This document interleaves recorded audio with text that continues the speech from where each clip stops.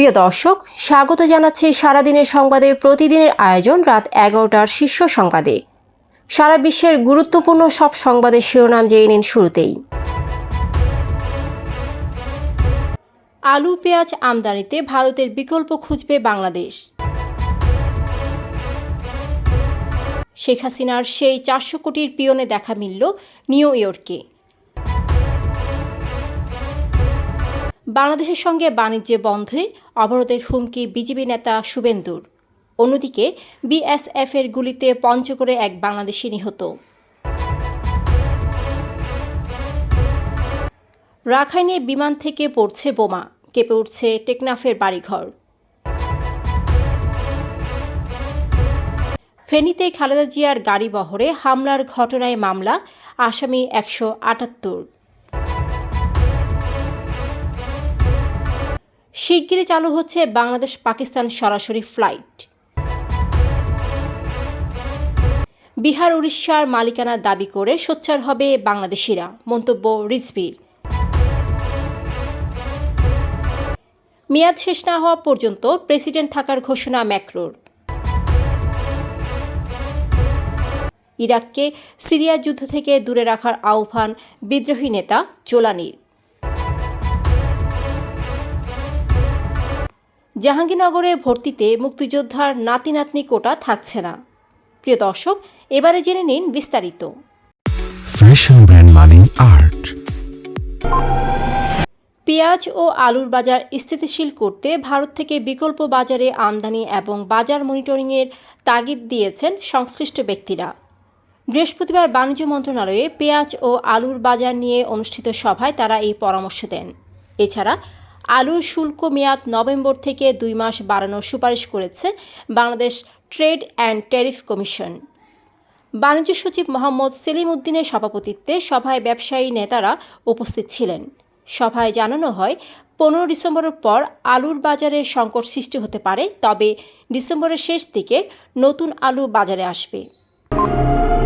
শেখ হাসিনার বহুল আলোচিত পিয়ন জাহাঙ্গীর আলম বর্তমানে আমেরিকায় অবস্থান করছেন। প্রবাসী সাংবাদিক জুলকারনাইন সাইর জানান, তাকে নিউ ইয়র্কের বাংলাদেশ কনস্যুলেট কার্যালয়ে দেখা গেছে। 5 ডিসেম্বর ভোর 4:34 ফেসবুকে একটি পোস্টে জুলকারনাইন বলেন, 4 ডিসেম্বর নিউ ইয়র্কে কনস্যুলেট কার্যালয়ে ডকুমেন্ট পাওয়ার অফ অ্যাটর্নি করতে অপেক্ষমান অবস্থায় ছিলেন। তিনি আরও জানান, জাহাঙ্গীর আলম চেষ্টা করছিলেন টুপি পরে মুখ ঢাকা, তবে গোপন ক্যামেরায় ধরা পড়েন। 400 কোটি টাকার লোপাটের পর পরিবারসহ আমেরিকা পাড়ি দেন তিনি। বাংলাদেশে হিন্দুদের উপর নির্যাতনের অভিযোগ তুলে পশ্চিমবঙ্গের হিন্দুদের জেগে ওঠার ডাক দিয়েছেন বিজেপির বিধায়ক শুভেন্দু অধিকারী। তিনি আগামী মঙ্গলবার ঘোজাডাঙ্গা সীমান্ত অবরোধের ঘোষণা দিয়েছেন বাংলাদেশের সঙ্গে বাণিজ্য বন্ধের দাবি জানিয়ে। বৃহস্পতিবার কলকাতার ধর্মতলায় 50টি সনাতনী সংগঠনের আয়োজিত প্রতিবাদ সমাবেশে শুভেন্দু এ ডাক দেন। অন্যদিকে পঞ্চগড় সীমান্তে ভারতীয় সীমান্তরক্ষী বাহিনীর বিএসএফের গুলিতে এক বাংলাদেশি যুবকের মৃত্যু হয়েছে। শুক্রবার ভোরে সদর উপজেলার হারিভাষা ইউনিয়নের মোমিনপাড়া ও ভারতের সিংপাড়া সীমান্তে মেইন পিলার 751 এর 8/9 নম্বর সাব পিলারের কাছে এই ঘটনা ঘটে। কক্সবাজারের টেকনাফ সীমান্তের ওপারে মিয়ানমারের রাখাইন রাজ্যে বৃহস্পতিবার রাত 8টা থেকে গোলাগুলি, মর্টার সেল ও বিমান বোমা হামলা চলছে। রাত 11:30 পর্যন্ত সীমান্তের এপার থেকে বিস্ফোরণের শব্দ শোনা যায় এবং বাড়িঘর কেঁপে উঠছে। শাহপরী দ্বীপসহ স্থানীয়রা আতঙ্কিত। পূর্বে এমন পরিস্থিতি হয়নি।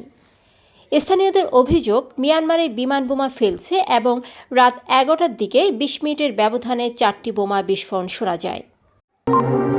ফেনীতে বিএনপি চেয়ারপারসন খালেদা জিয়ার গাড়ি বহরে বোমা হামলা ও আগুন দেওয়ার ঘটনার 7 বছর পর পুলিশ সুপার SM জাহাঙ্গীর সরকার সহ 178 জনের বিরুদ্ধে মামলা দায়ের করা হয়েছে। 5 ডিসেম্বর ফেনী সদর আমলি আদালতের সিনিয়র জুডিশিয়াল ম্যাজিস্ট্রেট মামলাটি শুনানি শেষে পিবিআইকে 45 দিনের মধ্যে তদন্ত প্রতিবেদন জমা দেওয়ার নির্দেশ দেন। বাদী আবুল কাশেম মিলন 28 নভেম্বর 28 জনের নাম উল্লেখ করে এবং অজ্ঞাত আরও 100 থেকে 150 জনকে আসামি করে মামলাটি দায়ের করেন। অন্যান্য আসামিদের মধ্যে ফেনী তৎকালীন পুলিশ কর্মকর্তা, আওয়ামী লীগ ও যুবলীগ নেতারা রয়েছেন। বাংলাদেশ ও পাকিস্তানের মধ্যে সরাসরি ফ্লাইট শিগগিরই চালু হবে, যা দুই দেশের ব্যবসায়িক সম্পর্ক জোরদার করবে।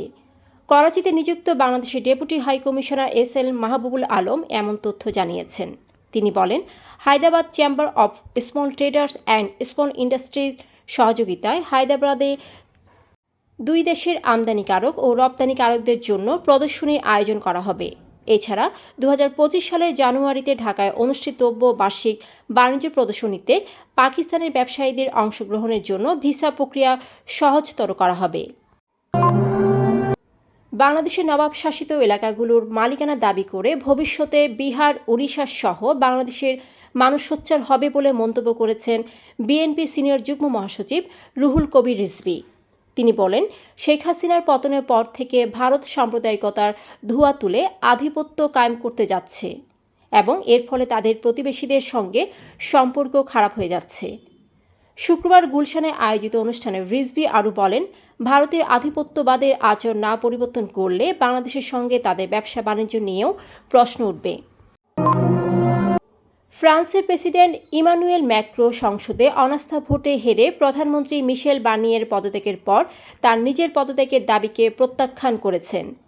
5 ডিসেম্বর জাতির উদ্দেশ্যে দেওয়া ভাষণে তিনি বলেছেন, জনগণ তাকে 5 বছরের জন্য প্রেসিডেন্ট হিসেবে ম্যান্ডেট দিয়েছেন, তাই মেয়াদ শেষ না হওয়া পর্যন্ত তিনি পদে থাকবেন।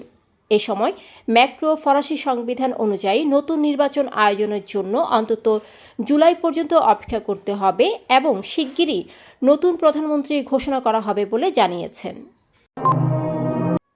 সিরিয়ার যুদ্ধ থেকে ইরাককে দূরে রাখার আহ্বান জানিয়েছেন হায়াত তাহরির আল সামের নেতা আবু মোহাম্মদ আল জুলানি। শুক্রবার তিনি ইরাকের প্রধানমন্ত্রীকে সিরিয়ায় হস্তক্ষেপ না করতে অনুরোধ করেন।